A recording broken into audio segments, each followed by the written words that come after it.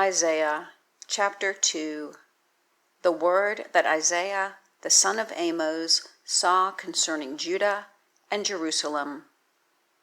And it shall come to pass in the last days that the mountain of the Lord's house shall be established in the top of the mountains, and shall be exalted above the hills, and all nations shall flow unto it. And many people shall go and say, Come ye, and let us go up into the mountain of the Lord, to the house of the God of Jacob. And he will teach us of his ways, and we will walk in his paths.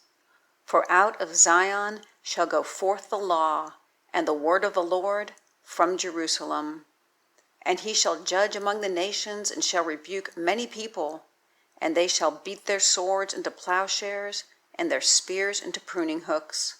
Nation shall not lift up sword against nation, neither shall they learn war any more. O house of Jacob, come ye, and let us walk in the light of the Lord.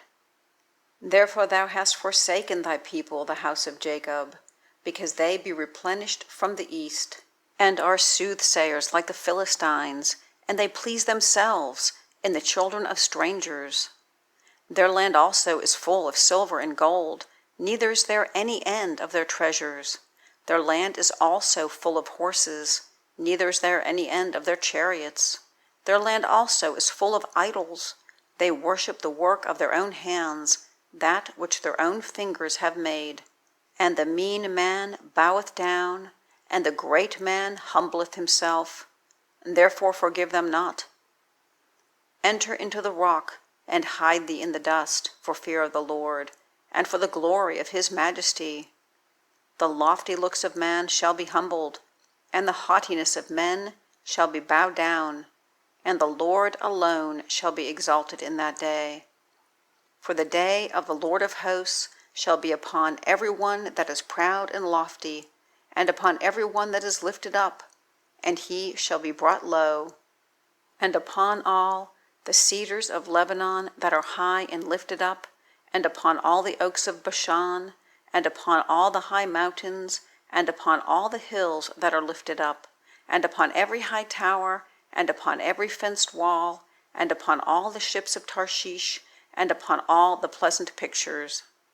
And the loftiness of man shall be bowed down, and the haughtiness of men shall be made low, and the Lord alone shall be exalted in that day.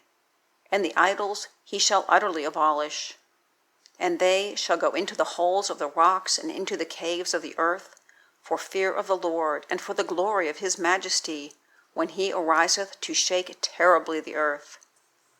In that day a man shall cast his idols of silver, and his idols of gold, which they made each one for himself to worship, to the moles and to the bats, to go into the clefts of the rocks, and into the tops of the ragged rocks, for fear of the Lord, and for the glory of his majesty, when he ariseth to shake terribly the earth. Cease ye from man, whose breath is in his nostrils, for wherein is he to be accounted of?